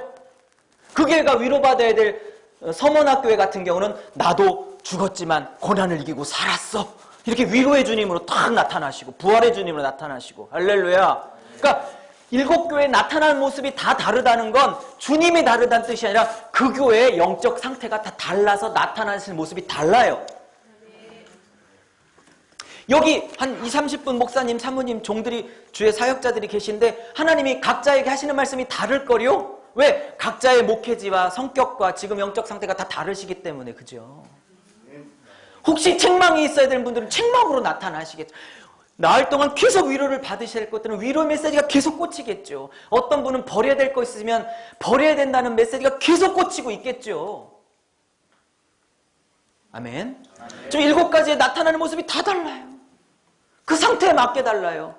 지금 라오디아 교회, 두아디라 교회, 사덕교회는 좀 엄하게 나타나시죠. 그죠? 그럼 이 교회 안 하시나요? 지금 이 교회는 엄한 게 그들을 향한 사랑이에요. 지금은 히브리서 12장에 사랑하는 자들마다 징계가 있나니 징계가 없으면 사생제요 버리운 자니라 이렇게 말하고 있잖아요. 그러니까 상태가 다 다른 거예요. 그러니까 가끔 다니면서 집회를 부흥회를 해보면 막 위로가 쏟아지는 교회가 있고 똑같은 본문을 갖고, 왜냐하면 설교를 잘 못하니까 막 재탕 삼탕 하잖아요. 저는 무식해가지고. 똑같은 삭개오 본문인데 어느 교회는 막 부어지고 어떤 교회는 조금 퍽퍽하고 막 그 상태가 다르잖아요. 교인들. 그러면서 예수님 모습이 나타나고 주석 같은 발 어디서 많이 봤죠? 주석 어디 있어요? 여기. 그렇죠? 그러니까 두아디라가 불꽃 눈, 이거는 감찰하고 꿰뚫어보고 달아 헛번짓 하지마. 발은 통치와 다스림, 이거 얘기하는 거거든요. 이렇게 이 2가지 표현이 한꺼번에 있는 거 보면 두아디라가 지금 책망받을 일이 많다는 뜻이죠. 지금. 그죠? 그래서 많은 물소리. 그죠? 이건 에스겔서와 다니엘서 제가 다 써놨습니다. 교재에는 다 보세요. 다 교재에 있으니까 말씀의 권위와 능력을 얘기하고 오른손에 7뼈를 붙들었다. 이거는 7뼈는 이제 1장 19절 20절에 교회라고 스스로 계시록 자체가 풀고 있고. 그죠? 여기서 붙들었다라는 단어 제가 그 교재에 썼거든요. 제가 뭐라고 써요? 크라톤이라고 썼나요? 7뼈를 붙잡고 있다 할 때 그 단어가 이게 뭐냐면요. 한 번 붙잡으면 절대 안 놓는다는 뜻을 갖고 있는 단어예요. 그리고 그 현재형이에요. 계속 붙들고 있다는 뜻이에요. 그러니까 나는 엎어지고 나는 무너질지라도 예수님은 계속 일으키고 계속 일으키고 계속 붙들고 계속 일으켜주고 계신다. 할렐루야. 그러니까 힘을 내십시오. 이쯤에서 찬양을 한 곡 해야 돼요. 왜 나만 겪는 고난이냐고. 딱 맞는데 시간이 없어요. 입에서 날성검? 오호. 입에서 날성 그러니까 계시록 저 19장에 임하실 때 백마 타고 오시면서 입에서 날성검으로 나오시죠. 그죠? 대칭이죠. 그죠? 여기 교회선 입으로 날성검이 없나요? 여기 있네요. 버가목교. 왜 없겠어요? 이 교회는 말씀의 검이 잘라야 될 육적 자들이 세상 자랑이 세상 사랑이 너무 많았던 거예요. 그래서 이 교회는 하나님이 세상 사랑을 자르려고 오시는 교회예요. 세상 사랑을 자르려고 오시는 교회. 아멘. 아멘. 아멘. 오늘도 이렇게 한 20, 30분 모이셨는데 주님이 이런 메시지로 나를 다가오시는 분이 계실 거예요. 종아, 내가 죽었지만 그 고난을 이기고 살았어. 너도 고난 가운데 힘들지만 반드시 승리할 거야. 이렇게 다가오는 분이 계시고 그럴 분이 없겠지만 혹시 우리 가운데 잘라야 될 우리의 뭐가 있으면 검으로 오시는 분도 계실 거예요. 마치 본인은 아니신 척. 자, 넘어갑니다. 해가 비추는 이것은 사사기 55장 31절에 드보라와 바락이 이기고 난 다음에 승리의 찬양을 하는 본맥 안에서 따온 얘기예요. 인용입니다. 그때 해가 비추는 얼굴은 드보라와 사사가 그 미디안을 이기고 난 다음에 승리를 노래할 때 그 영광과 존귀를 주셨던 그 하나님을 노래하는 문맥에 나오기 때문에 그하 문맥에 보면 이게 영광과 존귀를 얻으신 예수님을 의미하는 사사기 문맥입니다. 나중에 다 찾아보면 다 넣어놨으니까요. 자, 요한의 사명입니다. 자, 요한이 환상을, 여러분, 예수님이 뭔가 내게 남들이 못 본 당신의 뭐를 보여주면 반드시 사명이 있는 거예요. 우리 사모만 아멘 했어요. 다른 사람에게 안 보여줬던 뭔가 예수님의 마음을 보여주면 예수님이 하란 일이 반드시 있는 거예요. 저희 큰 누님은 집사인데 어르신 노인들 이렇게 80 넘고 90 넘은 모임 보면 어쩔 줄을 몰라 해. 왜 그럴까요? 그 인생의 마지막을 마무리하는 사명이 그에게 있는 거예요. 어떤 분은요, 주일학교만 보면 어떻게 할 줄을 몰라. 저는 주일학교 보면 어떻게 할 줄을 몰라. 관심이 없어서. 근데 저는 중고등학교 애들 보면 막 미치겠어. 왜요? 그게 제 팔자고 사명이고 운명이고 그래서 그래요. 거룩한 팔자. 복음 전하시고 미치겠어. 모든 계층이 이러냐? 그렇진 않아요. 미치는 계층이 있어요. 목사님들, 중고등학교 애들, 청년들. 하나님이 남들이 안 준 마음을 뭔가 부어줬다. 반드시 사명이 있는 거예요. 거기에. 뭔지 모르시겠지만 각자. 아멘. 하나님이 뭔가 보여주면 뭔가 할 일이 있는 거예요. 기록하라고. 복음 전하라고. 그러면서 요한이 엎드려졌대요. 참 신기하죠? 24장로도 엎드렸어요. 교회를 상징하는 요한과 교회를 상징하는 24장로가 항상 엎드려요. 이게 뭐냐? 진짜 복음 앞에 부딪혔으면 엎어져요. 엎어진다고. 문자적으로 엎드렸다는 물리적 행동만을 말하는 게 아니에요. 삶의 가치, 목적, 자기 주권, 시간, 돈, 인생 다 내려놓는 거라고. 엎어진다고. 이사야 6장에서도 그 전능하시고 거룩하신 이를 보는 순간 화로다 나는 망하게 되었도다. 그죠? 제단 숯불이 나를 십자가 복음이 와서 그를 태우잖아요. 두려워 말라. 기록하라. 자, 이게 지금 그러면서 본 것 있는 것 장차될 일이 가장 계시록의 난제입니다. 자, 설명할게요. 세대주의자들은 그리고 대부분의 역사적 전천년주의자들은 이거를 본 것 이게 1장, 지금 있는 일 2장, 4장, 3장, 앞으로 있을 일 4장 휴거됐으니까 자기들은 없고 그래서 계시록은 1장 이게 19절인가요? 19절이에요? 1장 19절. 어떤 이 본 것, 있는 것, 장차될 일 요 순서로 기록됐기 때문에 당연히 시간 순서라고 반운익이라는 학자가 풀었던 거를 아직도 써먹고 있는데 이 반운익의 이 신학자가 주장했던 이 시간의 순서는 현대에서는 아무런 지지를 받지 못하고 있습니다. 아직도 한국에서는 이게 아직도 한국의 대세라 이 대세를 꺾어놓기가 참 어려워요. 이 세대주의적 해석을. 이 반운익이 주장했던 거거든요. 이게. 근데 계시록은 1장부터 전체가 과거, 현재, 미래가 다 초월해서 넘나들고 있기 때문에 1장이 본 현재고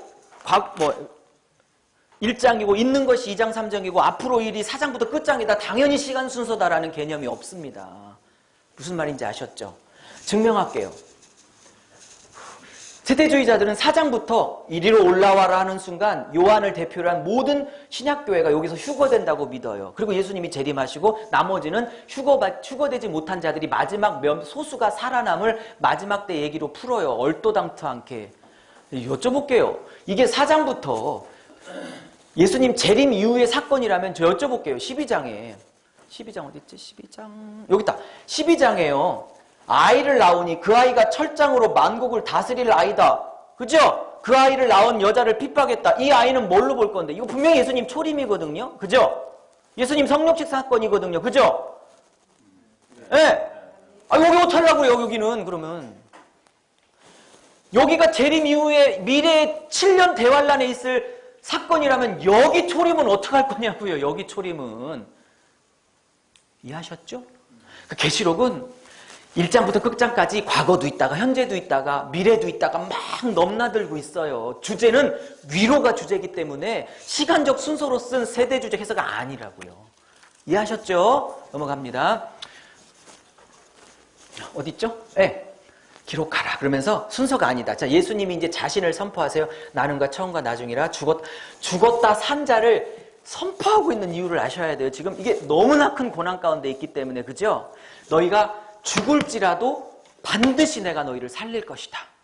너희가 죽을지라도 내가 살릴 거다. 나는 죽었다가 살아났다, 죽었다 살아났다 2번 쓰고 있네요. 그죠? 1장에 한 번, 2장에 한 번. 그죠? 왜 자꾸 이런 얘기를 초기부터 계속 쓰고 있냐면 지금 로마 황제 숭배를 거부해서 666 포딱지 거부해서 그냥 순교하고 있는 신자들이 비일비재하고 유대교에 돌아가서 삶을 유지하는 성도도 있지만 유대교가 잘못됐다는 걸 알고 유대교의 핍박을 다 감당하면서까지 사회적, 경제적, 물리적, 직장의 잘림을 다 감수하면서까지 못 먹고 굶주리면서까지 기독교 교회를 신앙을 지키고 있는 성도들이 수도 없었거든요. 그죠? 그 사람들에게 너희들이 어쩌면 죽을 수는 있겠으나 반드시 살 것이다. 고난이 끝이 아니라 고난 다음에 영광과 부활이 하늘의 상이 있을 것이다. 할렐루야.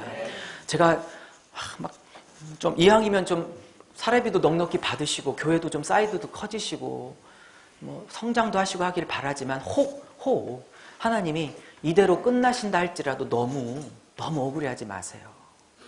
반드시 하나님이 나에게 갚아주실 때가 하늘에서 천국에서 있을 것이에요. 자, 그러면서 봐요. 죽었다 살았는데 새색토록 살아있다고 강조. 왜? 지금 죽어가고 있는 현실을 반영하고 있는 거라고요. 그러면서 음부의 열쇠를 가졌대. 이 말은 도미티안이 지금 난리를 치고 있고 뭐 온 세상의 우주의 왕인 것처럼 얘기하고 있지만 그를 패하고 가둘 자도 나란 뜻이에요. 근데 왜 도미티안이 난리를 치게 만들고 있냐? 요게 핵심이에요. 요게 핵심. 그게 17장 17절에서 답이 딱 나와. 이게 내가 하도 인상이 깊어서 요절까지 제가 외웠어요. 17장 17절에 이 말이 중요해요. 이 도미티안의 역사, 이 모든 유대교의 핍박, 도미티안의 핍박, 이 모든 고난을 지금 기독교 교회, 초대교회 공동체들에게 허락하고 있는 것은 내가 너희를 향한 나의 뜻이 이루어질 때까지. 17장 10절 중요한 장입니다. 그러면서 제가 갑자기 시편 105편이 생각나는 거예요. 요셉의 얘기를 요약했던 시편 기자 얘기가 요셉이 착고에 매여 죽을 것처럼 되었으나 하나님의 말씀이 응할 때까지였더라. 그러니까 하나님이 요셉을 향한 계획이 이루어질 때까지 그는 착고에 매여져 있었던 거예요. 기독교 교회 공동체가 이렇게 많은 핍박과 어려움 속을 겪도록 허락하신 이유는 도미티안을 없앨 능력이 없애서가 아니라 하나님이 교회를 향해서 하고 싶은 마음이, 계획이, 뜻이 이루어질 때까지 잠시 허락하고 있는 하나님의 도구에 불과한 것이지. 아멘? 그 상황을 바꿀 능력이 없어서가 아니랍니다. 그런 관점으로 중요한 얘기예요. 요 얘기만 하고 좀 쉬죠. 그러면 하나님이 인재양, 나팔재앙, 대접심판 3가지 재앙 시리즈를 물론 시간이 아니라 같은 얘기를 반복하고 있는 같은 사건들입니다. 예스, 초림과 재림 시간에 있을 모든 심판 사건들 이해하시죠? 두 가지 목적이 있는 거예요. 불신자에게는 이것이 지옥으로 떨어질 멸망의 심판이기도 하지만 그거는 하나님의 계획 중에 0.001%도 안 돼요. 진짜 인심판, 나팔심판, 대전심판을 하나님이 이 땅에 허락하시는 이유는 불신자들이 돌아오라는 회개의 메시지가 표면적으로 깔려있지만 그 깊은 심중에는 이런 고난과 아픔과 환난을 기독교 성도들도 똑같이 겪어야 하겠으나 그들은 멸망으로, 불신자 그들은 멸망으로 가겠으나 그 다음 얘기, 성도는 이 환난과 고난을 통해서 나의 자녀로 만들어지게 될 것이다. 이렇게. 그게 핵심이에요, 계시록에. 그래서 만들어지면 21장에 보석 같은 성도로 삐다시에 이 보석으로 12부수 나오는 것이 보석 착용하고 있다는 뜻이 아니라 보석과 같은 천국의 물리적 장소에 살겠다는 뜻이 아니라 그렇게 연단과 환난과 고난, 심판 세 가지를 통해서 세상은 멸망받겠지만 너희들은 나의 보석과 같은 성도로 만들어지게 되느니라 라고 말하고 있는 것이라고. 계시록의 주제는 보석 같은 성도를 만들어내기 위함이에요. 그래서 환난과 연단과 고난이 동원되고 그 왼수가 동원되고 있는 거예요. 그러니까 힘들게 하는 분이 있으면 나를 보석으로 깎는 그런 분이 오셨네 그러면서 어머 당신 없으면 내가 보석이 안 되는데 그러고 막 끌어안고 당신은 나의 도구예요. 속으로 저건 딴 교회 안 가나. 제가 단언하건대 그 사람 딴 교회 가잖아요. 제가 단언하는데 한번 해보세요. 더 센 거 옵니다. 지금 그게 훨씬 나요. 반드시 오는데 더 센 걸로, 그러니까 더 센 게 반드시 와. 지금 그분이 훨씬 나요. 위로가 되네. 제가 너무 힘들게 해서 한 5년을 너무나 힘들게 해서 제발 좀 저것 좀 딴 것 좀 보내주세요. 저것이 딴 게 갔어. 딴 데로. 더 센 게 오네. 제가 깨달은 게 있어요. 주여 그거 그냥 두세요. 그분들이 그것저것 그래서 좀 죄송합니다. 제가 잘못한 것 같아요. 그분들이 진짜 죄송해요. 그분들이 나를 다듬는 하나님의 도구라고 보면, 그러니까 마태복음 5장에 팔복을 얘기하면서 마지막 복이 을을 위하여 핍박받으면 기뻐하고 즐거워하라. 너희 선지자들을 나에서 그렇게 핍박하였느니라. 그러면서 즐거워하라는 헬라어 단어가 아갈리오 조마인데 그 단어는 뭐냐면 풍악을 울려라, 잔치를 벌여라 이런 뜻이에요. 그러니까 핍박하고 어렵게 힘들게 하는 사람이 오면 나를 만드는 도구가 오셨네. 나를 보석으로 이게 풍악 같아요? 그래서 기뻐하고 즐거워하라는 거예요. 글은 일부러 붙인 이유가 있다는 거예요. 만들려고. 나는 다 퍼펙트하게 다듬어졌는데 왜 아직 안 떠내서요? 네가 보기에 다듬어졌지 나는 아직도 벗겨낼 게 많아. 때가 돼서 준비되면 그분이 있든 없든 관계없을 때가 될 때가 마지막이에요. 다시요. 그분이 계시든 안 계시든 관계없을 때가 되는 게 마지막이에요. 그러면 붙잡고 싶어도 하나님이 보낼 때가 있어. 하나님이 머리털까지 세신바 된다. 오늘도 머리 감았는데 이만큼 나오더라고요. 47밖에 안 됐는데. 근데 어제 머리털과 오늘 머리카락 수가 다르다는 걸 아실 하나님이 나를 이렇게 고통스럽게 하는 분을 2, 3년, 5년, 10년째 붙이고 있다는 걸 모를까요? 그렇게 내가 그분 딴 데 가게 해달라고 그렇게 기도했다는 걸 안 들었을까요? 들었는데도 가만 냅두고 계신 건 의미가 있지 않을까요? 17장 17절 하나님의 말씀이 나를 향한 계획이 이루어질 때까지 여기에 항복하셔야 돼요. 아멘 하면 쉴 거예요. 쉬겠습니다. 5분 쉬겠습니다.